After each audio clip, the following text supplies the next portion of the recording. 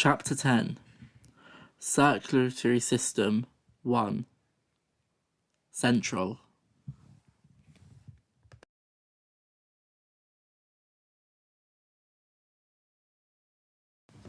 Heart.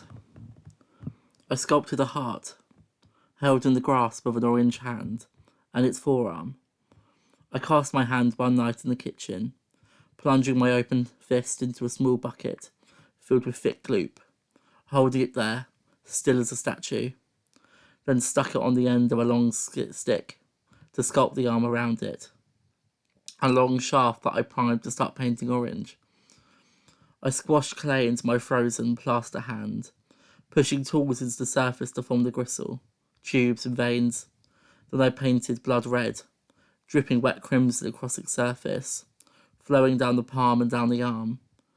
When I displayed it for an exhibition upon a handmade shelf, I poured more crimson from the heart down the hand and arm across the shelf, flowing down the wall and into a scarlet pool on the floor, spreading out until it was wide and flat, glistening under the warm glow of the spotlights.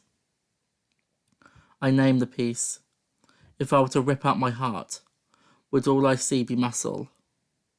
I made it to answer these questions about this part of my body that I was questioning the validity of.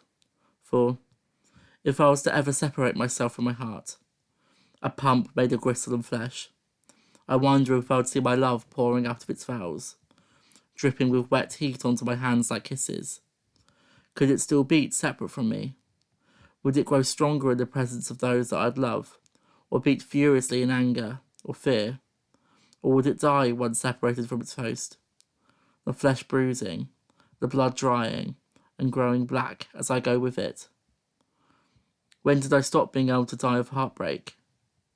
When did all the things I feel stop from being whims of the heart and become chemicals within my mind? When did my heart become nothing but a muscle? To start answering these questions, I turned to reading and researching, holding myself up in the university library. I read that in 4 BC, Aristotle identified the three-chambered organ as the centre of vitality. The heart served a dual purpose, breathing physical life into us and something more spiritual. Greek physician Galen further explains this in his treatise on the usefulness of the parts of the body, linking the heart to warmth and the soul. The heart is, as it were, the hearthstone, and the source of innate heat by which the animal is governed, adding that the organ was made of complex fibres to perform a variety of functions, including enlarging when it desires to attract what is useful, clasping its contents when it is time to enjoy what has been attractive, and contracting when it desires to expel residues. My heart was something that was alive, separate from my will. It serves a purpose more spiritual and emotional. And that belief is something that has disappeared at some point in history, as science and earlier studies of cardiac anatomy were further documented. The heart became known for its primary function, to pump blood. I can't separate myself, never fully. I can never exist purely within the mind and forsake the rest of myself as nothing but a physical process. What happens when we remove the soul from the body? We would live in a world where we would hurt each other, where we're not going to look at the soul behind the eyes that are crying. May I never forsake the connection between the body and the soul, the heart and the mind, and never discover what happens when I remove one factor and must be forced to bring that back. I must learn to look at strangers again, how I look at people who plead ever so silently for peace and justice, and I must learn to really listen to those in front of me, rather than the loudest one in the room for a change. My heart has beat within my chest for over 20 years now, thumping with a lub and then a dub throughout my entire life. From when all I knew of light is what scattered rays bled into my mother's womb, lub and then dub, to being pushed on the swings, forward and back. I can remember the cold air in my face and the burn in my legs as I stopped myself shaking when my mum took the photo, lub and then dub. Then I moved forward, and had my hands deep in a large tray of rice, letting each grain fall gradually between my hands, lub and then dub, racing, like the raindrops tracing across the car window as my dad drives the car. It was a draw as the two fastest merged and combined before reaching the edge of the water between land and sea, Laban and Dub. The rough, small stones scratching my bare feet before the freezing water embraces me like my mum did when she told us she had cancer. Laban and Dub, and Lub, and then Dub again, receiving the message that she was on a ventilator after her surgery. Lub, and then Dub, Lub, and then Dub, Lub, and then Dub, reeling within my own mortality and my mother's. Lub, and then Dub, Lub, and then Dub, Lub, and then Dub, Lub, and then Dub. It's the moment you learn hope, when she tells you she is cancer-free. Lub, and then Dub. My heart has followed me within the ebbs and flows within my timeline, and it bleeds for all the pain that I'd felt in my past, and the pain and suffering of the people that I love.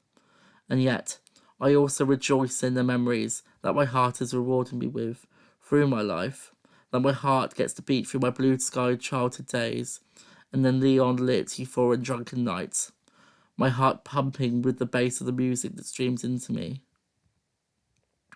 I can never separate myself from the body that gave me the place in this earth, my earth, to live, and the heart that kept all my blood moving on. Arteries. Andrew's gay, everyone, a girl in my form group shouted while stood atop a table. The sound of the rain pattering against the windows of the classroom. Random students dotted on the table scattered across the room turned their heads, only to shrug them back again, before returning to whatever they were doing to pass their time during the sweat break. I wasn't the one who told her. The information that I told one person spread like a game of telephone through the girls in that classroom. I was the only one that they knew was gay. Any other person who got called didn't like it. It was only ever an insult to be spat at on the playground. I hadn't even told anyone in my family. A secret that I hadn't even internalised fully within the scope of my own identity. I could see myself move further and further away from my body, until a girl that I didn't like stood upon a table and shouted it out. I didn't like the girl even before she outed me. I thought she was vapid, and she had tripped me up during PE one time on my birthday, and I skidded across the gravel, the scones cutting long cuts and grazes into my arms and legs, and she didn't apologise. And now I had to watch her share a secret to everyone when I didn't even want her to know. I was devastated, crying in the corridors until I was found by a teacher who didn't know what to do. They weren't allowed to talk about homosexuality in my Christian middle school. They didn't give me much comfort. A few days later, I got called out of my lesson by a small and squat woman with her hair that sat like a helmet wrapping over the sides of her face and onto her neck. She had come to give me advice, some help, because I think for everyone to see that school had become quite visually upset. She had two main points to give me, sat in that empty classroom where I used to take French lessons. Number 1, learn who to trust. She said that keeping my cards close to my chest was the best way to win a game of poker. A game that I'd never played. And number 2, it'll get better once you leave school. That was news that I accepted, because obviously school sucked. But it was something that dampened any hope that I would have for the quality of my school experience. At first I was shocked by the candidness of her advice, but it was something that she had done as a gift for me for her own volition, without permission from the school. She felt sorry for me, as her own son was gay. She was correct, of course. Being gay in school did suck. I got death threats, shouted out of the boys' change room, I got called faggot in the corridor almost every day. But it did get better, the older I got. Being a queer teenager, surrounded by queer friends, was something that I found myself being immensely grateful for. At least I got to share in the suffering of it. And it wasn't all bad. I remember my first Pride. We had gotten the train to London early in the morning, clad in rainbow flags and glitter, and we had been shocked that when getting on the train from my hometown to the city, the train was full of rainbows, leather gear, and even more glitter, All of us crammed into a small compartment, colourful body squashed against colourful body. Teenagers at their first pride against women at their 30th. When we got to the tube, the small tunnels hot and tight heaving with masses of people. We attempted to pile onto the packed train as our full group, but we were too late. The doors closed fast, shutting tight around the head of one of my friends. The ones already in pulling at her body to get her in further, their faces wide and aghast as they moved away, leaving two of us stood like lemons at the platform, laughing and crying, as we didn't know what stop to get off at. We found them at Piccadilly, standing at the station, and we moved as a group, grasping each other's hands as we moved into the crowds of people pushed against the barriers to watch the parade go by, dancing and singing to the music as they travelled past us. Evan filming the crowds on his phone to make into a music video for a song that meant a lot within my friendship group. Squeezing together to take a selfie, smiling widely, eyeing the small black dot on the phone's camera, then taking a look at it. Oh no, Nicole is out of frame. Let's take another. Veins. We were dropped off around my nan and granddad's every morning before school, folding our tired bodies, coated still in a thick layer of sleep out of my parents' car, and walked through the back door of my nan and granddad's house. Walking through the back garden, a small path lined with gravel on one side, and neatly organised plants dotted with gnomes and stone statues. The paving stones leading up to the wooden painted decking, set against a tall wooden fence painted with the same brown colour. A wall standing guard, holding back the wild, tangled mass of overgrown trees, and big clumps of bushes and overgrown grass that squeezed tight into the neighbour's garden, the trees heaving and bending over into themselves, threatening to climb over the fence and pull it down. My sister and me would spend the mornings glued to the television screen, sat upon the carpet eating cereal out of small plastic bowls, growing white moustaches on our lips as we drink the remaining milk from the bottom of the bowls. Our eyes glued to the screen as cartoon mice fights on the streets of London, pulling on the edges of my red school jumper as we watched the clock tick down slowly until it was time to put on our shoes, pulling the velcro tight and over onto itself before pulling on thick coats and grabbing a long red book bags and pushing out the back door and onto the walk to school. We spent the walk, skipping out ahead of my nanny, our heads bowed down and glued to the floor, scouring the ground for small pink rubber bands left abandoned from the paper route, holding the bands like small worms eating themselves, tight in our hands to be passed to my nan and put into her pockets in the brief moments we raised our heads, only to bring them down again. Two small children loose in the streets, threatening at any moment to bump their heads into lampposts. I counted the steps across the bridge, lining my feet up perfectly inside the stones, avoiding the cracks in fear of cartoon alligators biting my feet off, and risk losing my new school shoes to a scaled animal just days after buying them from Clark's. We walked over to the bridge atop the main train tracks near the town centre, and past a tall stone horse watering monument, checking the deep polished bowls for coins in the bottom, submerged in pools of dirty green water, rubbing the water from my hands and fingers onto the dark fabric of my trousers, walking through a small grey alleyway lined high with thick green bushes, popping the buds off flowers, shooting the white buds at each other, sneezing because of the pollen, our eyes growing red and watery, snot dripping from our noses as we wiped them on our sleeves.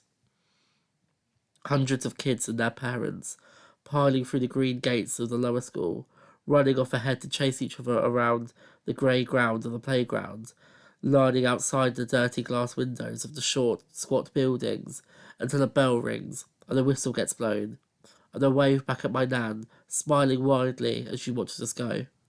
Filling slowly into the corridors, the walls covered in displays made of neon craft paper and shelves of picture books. My nan watching as we turn away to babble in the sea of excited children, before she turns away and starts her walk home knowing that she will come back to pick us up again. Capillaries. I'd spent the morning watching my dad trowel dirt in the front garden, shoveling the earth into small piles before returning it back to its place and patting it down with a gloved hand.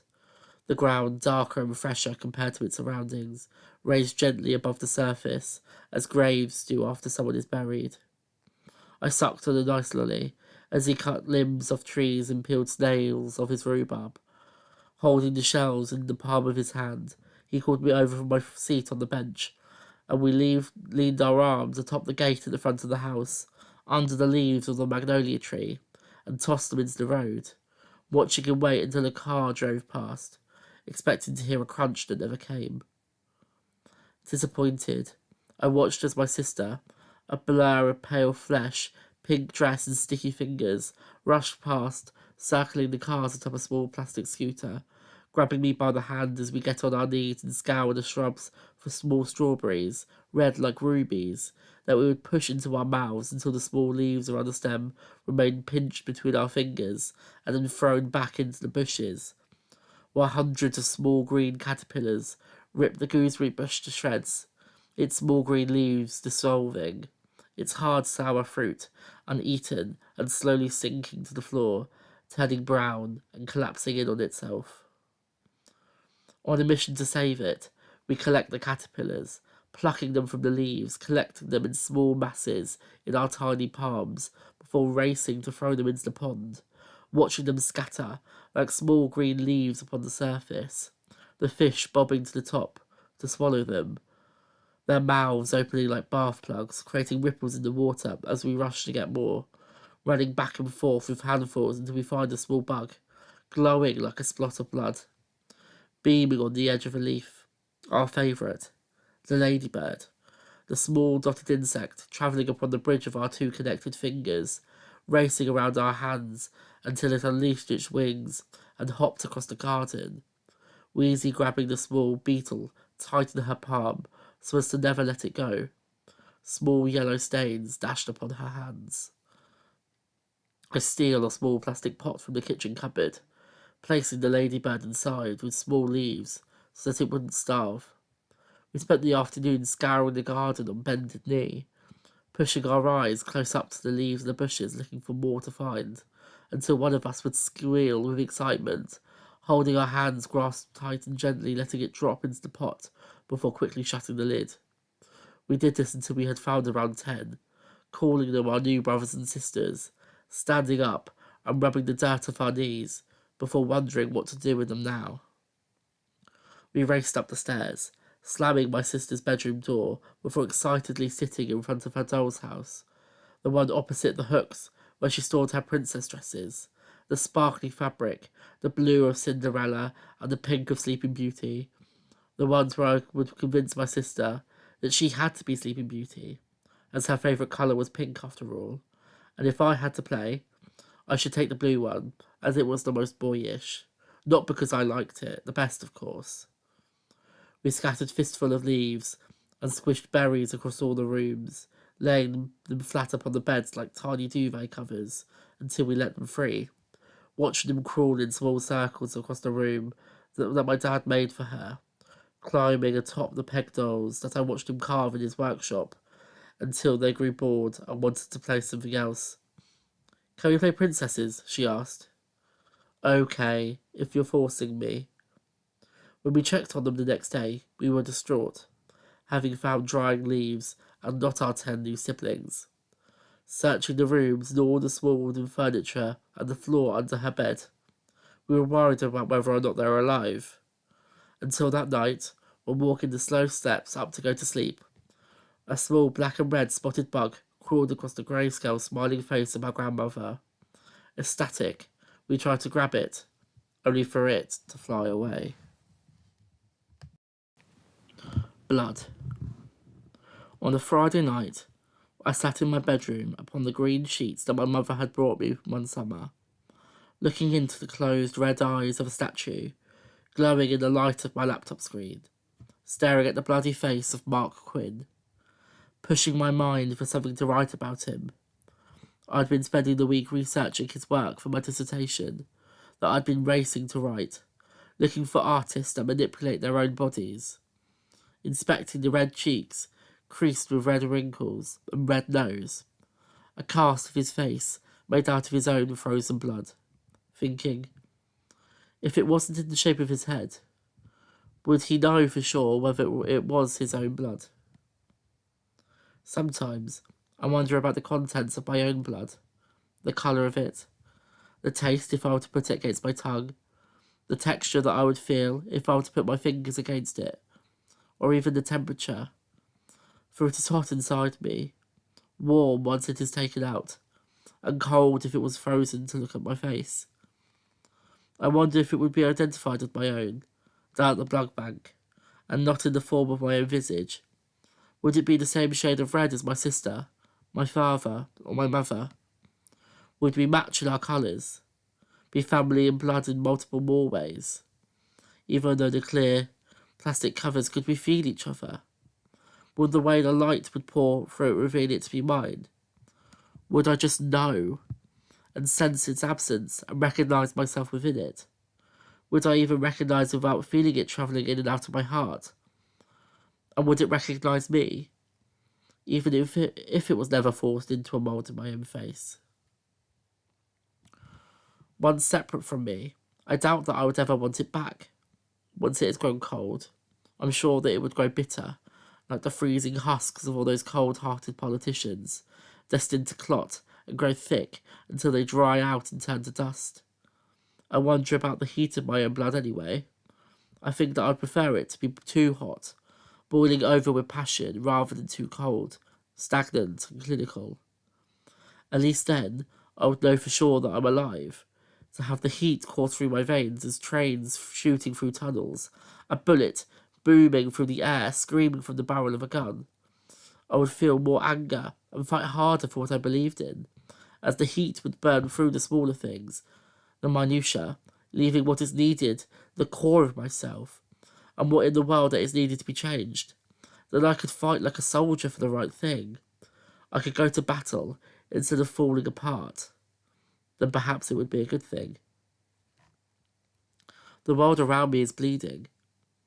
I wonder if it boils under the rising heat of global warming. Everyone is bleeding too. And you never know the content of the blood that runs deep under the people's skin until you reach out and touch it, and feel each other, to embrace each other, and find our blood runs cold, or to be there when our blood boils over and burns. For it is after you burn, and the smoke clears, and ashes blow away like dust, that you may be born again. Let me hope that when the people I love need me, they can call to me for help, that I can assure them that the world was made for them, and tomorrow they might not feel so cold, that our blood will grow warmer and melt our cold features, cook out that bad blood that always seems to rise to the surface. Let it trouble me no more. Staring at the small numbers in the corner of my laptop screen, the clock slowly ticking away, I abandon my daydreaming to write something more academic instead.